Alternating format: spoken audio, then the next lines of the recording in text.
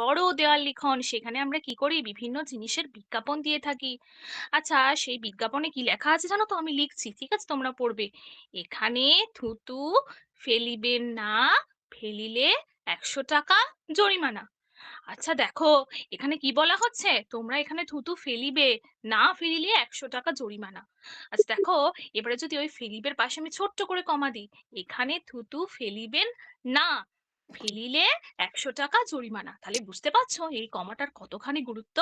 হ্যাঁ, এই যে কমা, পূর্ণচ্ছেদ, এই সমস্ত জিনিস আছে, সেগুলোকে কি বলে বলো তো? বিরাম চিহ্ন।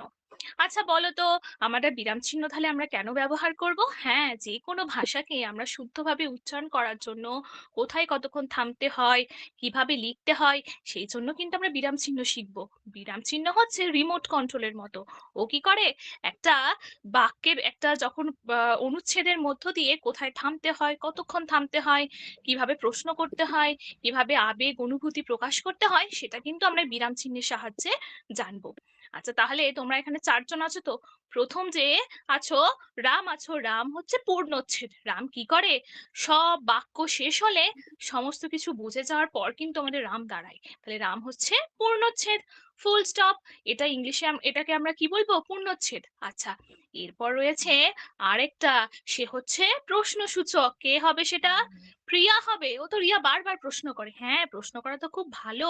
প্রশ্ন করলে আমাদের কি হয়, উৎসুকতা বাড়ে, আমাদের মনের যে ডাউট থাকে সেগুলো অনেকটা পূর্ণ হয়ে যায়, তাই আমরা প্রশ্ন করব।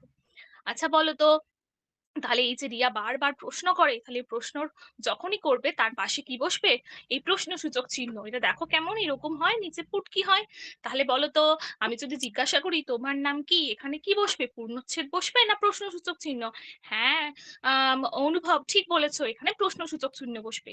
এরপরে আরেকটা জিনিস জানবো, যেমন তোমাদের যদি প্রশ্ন করি কয়েকটা ফুলের নাম বলো, তখন তোমরা কি বলবে, জুঁই, মালতী, পদ্মা, একটা একটা করে বলবে, একটুক্ষণ সময় নেবে, তখন তোমরা কি বসাবে, কমা বসাবে।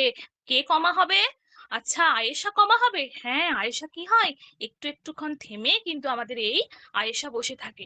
আচ্ছা, তাহলে আজকে কিন্তু আমরা বিরাম চিহ্ন বা পাংচুয়েশন সম্পর্কে জানলাম।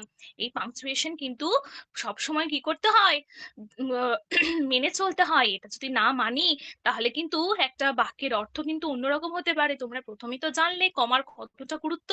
সবসময় কিন্তু খেয়াল রাখলে আরো অনেক হয়, যেমন বিস্ময়সূচক চিহ্ন, উদ্ধৃতি চিহ্ন, তাছাড়া হয় সেমিকোলন, কোলন।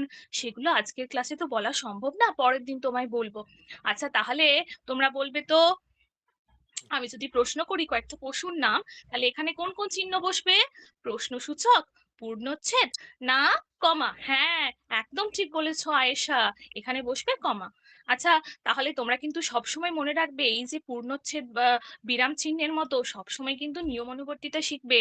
তোমরা কিন্তু বড় হয়ে নিয়মানুবর্তিতা শেখা কিন্তু অত্যন্ত প্রয়োজন। বিরাম চিহ্ন যেমন নিয়মানুবর্তিতা শেখায়, তোমরাও কিন্তু জীবনে সেটাকে ব্যবহার করবে।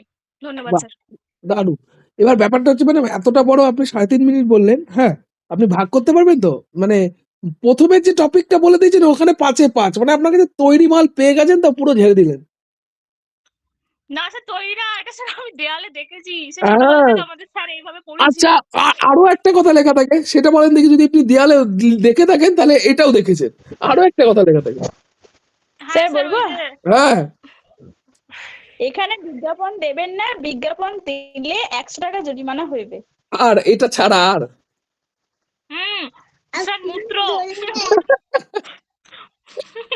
আরো থাকে, আরো আছে, তার সাথে আরো একটা আছে।